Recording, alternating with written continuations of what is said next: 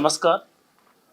आज की इस प्रेस वार्ता में मैं राज्य सरकार की तरफ से आप सभी का स्वागत करता हूं और इस प्रेस वार्ता का जो मुख्य उद्देश्य है उसको स्पष्ट करने के लिए सबसे पहले आपको बता दूं कि आप जानते हैं कि राज्य सरकार ने निर्वाचन के बाद एक बहुत ही महत्वपूर्ण निर्णय लिया था कि राज्य में 11 जगहों पर सैटेलाइट सिटीज़ का विकास किया जाएगा।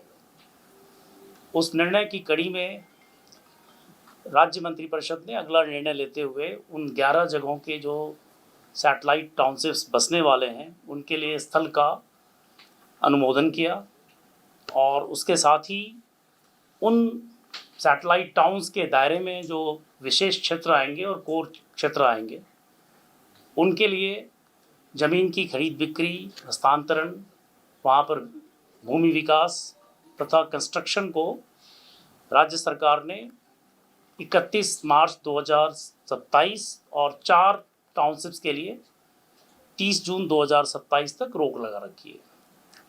उस कड़ी में कई तरह के प्रश्न लोगों के पास आ रहे हैं। हम लोगों से भी बहुत सारी लोगों की जिज्ञासा है और प्रेस के माध्यम से मैं चाहूँगा कि उन मामलों में मैं वस्तुस्थिति स्पष्ट कर दूँ। सबसे पहली बात है कि जो टाउनशिप बनने हैं वो काफ़ी प्लान्ड बनने हैं। प्लान्ड टाउनशिप का मतलब है कि ना केवल वहाँ पर रेजिडेंशियल और कमर्शियल प्रॉपर्टीज़ होंगी बल्कि एक मुख्य आर्थिक गतिविधि भी केंद्र में होगा, जो 11 टाउनशिप्स हैं। और इसलिए सिर्फ टाउनशिप का विकास ही नहीं होगा, वहाँ पर जो इकॉनमी है उसको एक स्ट्रक्चरल शिफ्ट मिलेगा। जो कृषि आधारित इकॉनमी है उसकी जगह पर वहाँ पर सेकेंडरी और टर्सरी सेक्टर्स के जो जॉब्स हैं उनकी अपॉर्चुनिटीज़ बढ़ेगी। उस क्षेत्र के लोगों के लिए रोज़गार बढ़ेंगे और आमतौर पर जब स्ट्रक्चरल इकोनॉमिक शिफ्ट होता है तो फिर प्रति व्यक्ति आय में भी वृद्धि होती है। दूसरी बड़ी बात है कि हम इस यात्रा में किसी को छोड़ नहीं रहे हैं। तो सबसे पहली कोशिश हमारी होगी कि हर किसान जिसकी ज़मीन टाउनशिप्स के लिए आ रही है उनमें से किसी को भी भूमिहीन नहीं होना पड़े। आमतौर पर जब लैंड एक्विजिशन हम करते हैं तो किसानों की लगभग पूरी ज़मीन चली जाती है और जो वहाँ पर आर्थिक संरचना तैयार होती है उसका सीधे सीधे उनको कोई लाभ मिलता नहीं है और यह शिकायत प्राय रहती है। हम नए टाउनशिप्स का विकास लैंड पूलिंग के माध्यम से मोस्टली करना चाहते हैं। आप जानते हैं कि बिहार में जो BUPD एक्ट है उसके तहत टाउन प्लानिंग स्कीम लागू करने का प्रावधान है। तो टाउन प्लानिंग स्कीम का उसकी मुख्य बातें वो ये हैं कि सबसे पहले हम एक प्रारूप प्रकाशित करेंगे एक टाउन प्लानिंग स्कीम की मैप के साथ और समाचार पत्रों में उसका प्रकाशन होगा और एक पूरा लीगल फ्रेमवर्क है। उस प्रारूप प्रकाशन में हम आपत्तियां भी मांगते हैं और सहमति भी मांगते हैं। मुख्य बात यह है कि जब टाउन प्लानिंग स्कीम में किसान अपनी ज़मीन देंगे तो कम से कम 55% ज़मीन हम उनको वापस करेंगे डेवलप करके। अभी क्या हो रहा है कि जो गांव या शहर बसते हैं बेतरतीब बसते हैं तो किसी को सड़क मिलती है किसी को नहीं मिलती, कहीं तक बिजली का खंभा जाता कहीं नहीं जाता, कहीं नाली बनती कहीं नहीं बनती है। तो बेसिकली अभी जो है एक किस्मत जैसी लॉटरी जैसी चीज़ होती है कि अगर आपकी ज़मीन सड़क के किनारे है तो आपकी ज़मीन की कीमत बहुत होगी, आपकी ज़मीन अगर पीछे है तो उसकी कीमत नहीं होगी। टाउन प्लानिंग स्कीम में जब लैंड पूलिंग होगी तो हम इस लॉटरी सिस्टम को या किस्मत को ख़त्म कर रहे हैं। हर एक प्लॉट के साथ सड़क, ड्रेनेज, सीवरेज और बिजली के कनेक्शन कंपल्सरली दिए जाएंगे। साथ ही जब डेवलप प्लॉट होगा तो उसका 55% उसी भूमि मालिक को लौटाया जाएगा जिसकी ज़मीन ली गई है। मोटे तौर पर आमतौर पर ज़मीन की जो दरें बढ़ती हैं ऐसे इलाकों में जहाँ पर हमारे टाउनशिप प्लान आ रहे हैं तो ज़मीन की कीमत लगभग 7-8 गुना हुई है पिछले 4-5 वर्षों में। हम जब सैटेलाइट सिटी बसा रहे हैं तो कम से कम ज़मीन की कीमत 10 गुना से ज़्यादा होगी।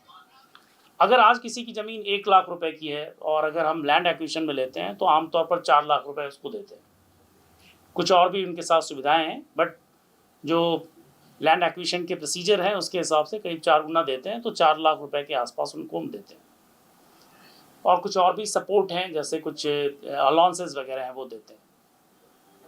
जब हम लैंड पूलिंग करेंगे तो एक ज़मीन की कीमत कम से कम 10 गुना बढ़ेगी, कम से कम 10 गुना बढ़ेगी।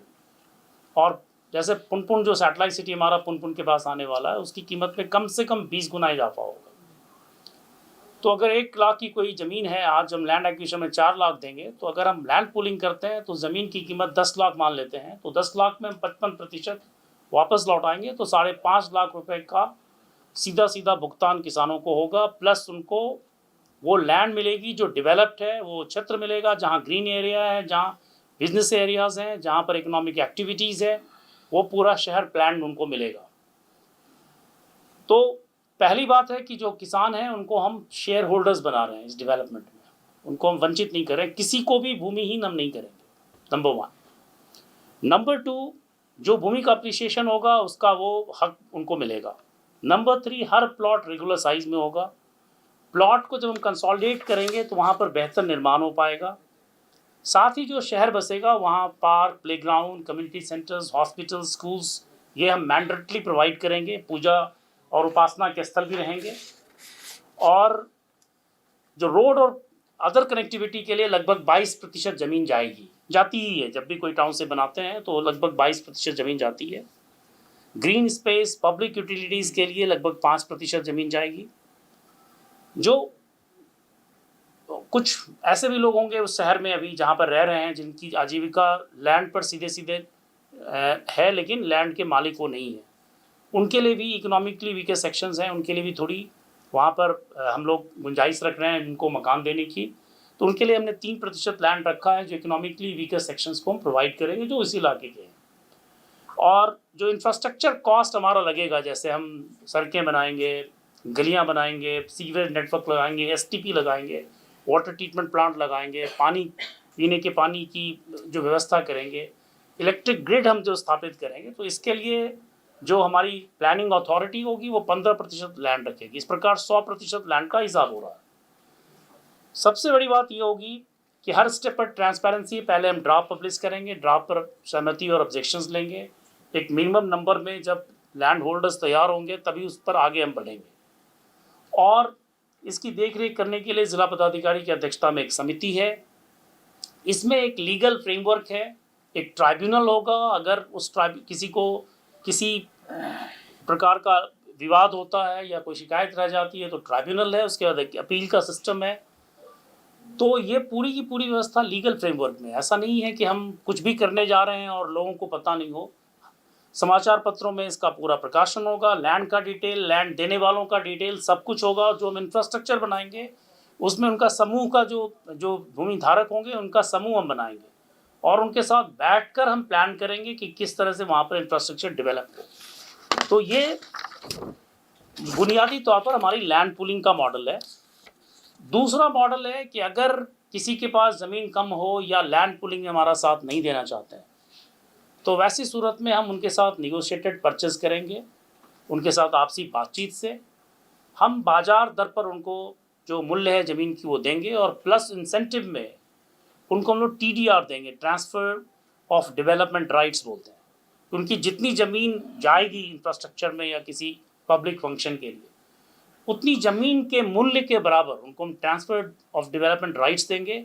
ये TDR बहुत तेज़ी से बिकते हैं। जो बिल्डर्स होते हैं, कंस्ट्रक्शन कंपनीज होती हैं या उन्हीं का अपना घर वो बना रहे हैं, तो उस TDR से एक्स्ट्रा स्पेस FAR एक्स्ट्रा उनका बढ़ जाता है और ये काफ़ी वैल्यूबल इंस्ट्रूमेंट है अर्बन प्लानिंग में।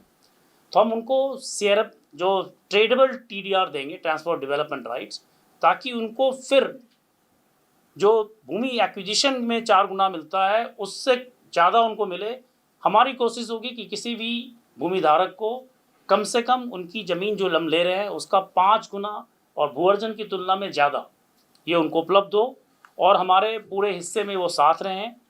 उनका संगठन हमारे साथ रहेगा, किसानों का पूरी व्यवस्था पारदर्शी रहेगी और ये एक कोलैबोरेटिव एफर्ट है। ऐसा नहीं है कि कोई बुलडोज कर रहे हैं हम लोग, जो कर रहे हैं उस इलाके के लिए कर रहे हैं। उस इलाके में जब प्लान्ड अर्बन ग्रोथ होगा तो वहाँ के जनरेशन्स के लिए उसका फ़ायदा आएगा, उसकी इकॉनमी में ग्रोथ आएगी। और जो प्राइमरी सेक्टर की इकॉनमी है खेती की बेसिकली, सेकेंडरी और tertiary sector, manufacturing, services sector, इसके अलावा राज्य सरकार ने हर 11 टाउनशिप के लिए कुछ ना कुछ सोच रखा है। कहीं पर एयरपोर्ट्स आ रहे हैं, कहीं पर फिल्म सिटी आ रही है, कहीं पर इंडस्ट्रियल पार्क्स आ रहे हैं। तो हर जगह कुछ ना कुछ सोचा हुआ जो उसको एंकर करेगा, जहाँ पर वो इन्वेस्टमेंट आएगा, ये हम उसकी गारंटी देना चाहते हैं। इसलिए उस टाउनशिप के साथ एक मेजर इकोनॉमिक सेंटर हम एंकर कर रहे हैं। तो काफ़ी विस्तार से इस पर काम कर रहे हैं। राज्य सरकार में काफ़ी सोच विचार चल रहा है, काफ़ी एक्सटेंसिव कंसल्टेशन हम लोग कर रहे हैं। इसमें हमारे साथ वर्ल्ड बैंक की टीम है, जो देश के जाने माने विशेषज्ञ हैं, और यूनिवर्सिटीज़ काम कर रही हैं, एकेडमिक्स हैं, प्लस जो स्पेशलिस्ट हैं उनका भी सहयोग हम ले रहे हैं। और आपको बताऊं, कई शहरों में जब भूमि वापस करते हैं डेवलपमेंट के बाद, तो कहीं 25% करते हैं, कहीं 40% करते हैं। हम लोगों ने मिनिमम 55% रखा है, और इसलिए रखा है कि किसी को ये फील नहीं हो कि हमने उसको नुकसान पहुंचाया है। इनफैक्ट मैं बताना चाहता हूं कि अभी जिनके पास ज़मीन है, किसानों के पास, अभी जो हमने फ्रीज लगाई है, राज्य सरकार ने खरीद बिक्री पर रोक लगाई, ये उनके हित में है, ताकि उनकी ज़मीन औने पौने दाम पर कोई खरीदे नहीं, और हमारे लिए डेवलपमेंट मुश्किल हो जाएगा कि जितने ज़्यादा ट्रांसफर्स ट्रांजैक्शंस होंगे, हमारे लिए वो डेवलपमेंट मुश्किल होगा। आप जानते हैं, कंस्ट्रक्शन शुरू होता है बेतरतीब और कोई प्लानिंग नहीं होती है, फिर वो शहर नरक बन जाता है, और हम लोग इसको अच्छी तरह जानते हैं। तो अब समय आया है कि बिहार में एक ऐसी व्यवस्था हो कि प्लान्ड और बिल्कुल सिस्टमैटिकली हम शहरों का विकास करें।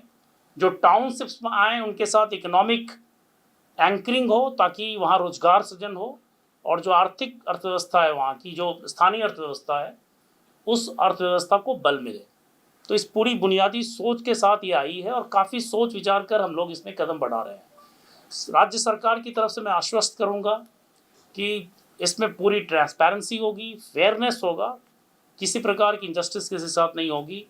हम कुछ भी करेंगे वो लीगली साउंड फ्रेमवर्क में करेंगे। और इसलिए आप देख रहे होंगे कि हम लोगों ने पहले राज्य मंत्रिपरिषद का पहला निर्णय था कि 11 सैटेलाइट सिटीज़ बसाएंगे। उसके बाद हम लोगों ने काफ़ी एक्सटेंसिव रिसर्च के बाद ऐसे एरियाज़ को चुना है जहाँ फ्लड की शिकायत कम से कम हो, खुली हुई जगह उपलब्ध हो, जहाँ पर अभी वहाँ के जो निकटवर्ती शहर हैं वहाँ से जाने में आधे घंटे का टाइम हो। जो राष्ट्रीय बहुत सारी परियोजनाएं आ रही हैं, हाई स्पीड कॉरिडोर्स की, एक्सेस कंट्रोल हाईवेज़ की, एक्सप्रेसवेज की, उसको हम लीवरेज करें। साथ ही जो राज्य सरकार की अपनी योजनाएं हैं उसको भी हम लोग लीवरेज करें, और उसको इस तरह से हम बनाएं कि हर एक सैटेलाइट सिटी के साथ एक मजबूत आर्थिक बुनियाद हो। तो इस सोच के साथ हम लोगों ने ये सैटेलाइट टाउनशिप्स की तरफ कदम रखे हैं। आगे आने वाले दिनों में हम और भी आपको साझा करेंगे। इनफैक्ट हर एक स्कीम आपके साथ लाई जाएगी, और हम आपको पूरी जानकारी देंगे, ताकि इसके बारे में किसी प्रकार की भ्रांति, गलतफहमी वगैरह नहीं हो।